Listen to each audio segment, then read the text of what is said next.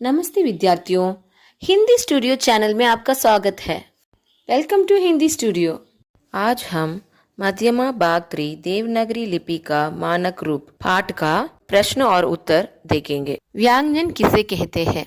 स्वरों की सहायता से उच्चारित वर्णों को व्यंजन कहते हैं। स्वर அதாவது வவ்வல்ஸோட ஹெல்ப்ல உச்சரிக்கப்படுற எழுத்துக்கள் தான் வியாஞ்சன் சொல்றாங்க।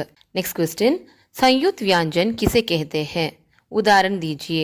दो व्यंजनों के मिलन को संयुक्त व्यंजन कहते हैं।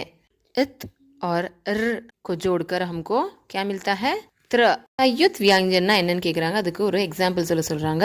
संयुक्त व्यंजन காம்பவுண்ட் கான்சனன்ட்ஸ், ரெண்டு வியஞ்சன் எழுத்துக்களை நம்ம சேர்க்கும் போது நம்மளுக்கு संयुक्त व्यंजन கிடைக்குது।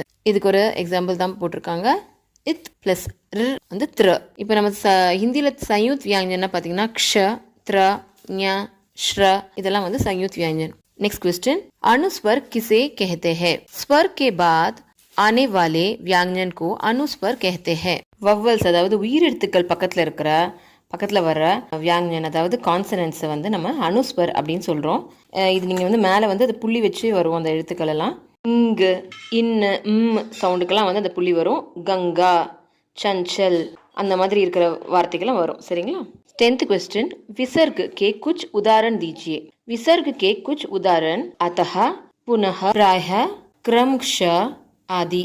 விசர்க் ஓட எக்ஸாம்பிள்ஸ் கேட்டிருக்காங்க। விசர்கோட கொஞ்சம் எக்ஸாம்பிள்ஸ் அத்தஹ, புனஹ அந்த மாதிரி வார்த்தைகள் எல்லாம் ஹ சவுண்டில் முடியறது அதான் விசர்க்।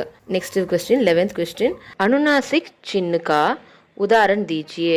आ, ओ, ए, मा, हूँ, आए आदि अनुनासिक चिन्ह के कुछ उदाहरण है।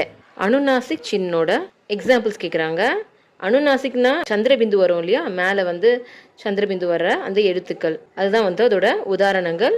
ஆ, ஊ, ஏ அந்த மாதிரி மூக்கல ஒலிக்கிற அந்த சந்திரபிந்து இருக்கிற எழுத்துக்கள், அந்த ஓசைகள் தான் இதுக்கான உதாரணங்கள்। 12th क्वेश्चन பார்க்கலாம்। हल या हलंत चिन्ह व्यंजन में कहाँ लाया जाता है? उदाहरण दीजिए। हल या हलंत चिन्ह व्यंजन के नीचे लगाया जाता है। जगत, विद्वान, चिट्टी आदि इसके कुछ उदाहरण है।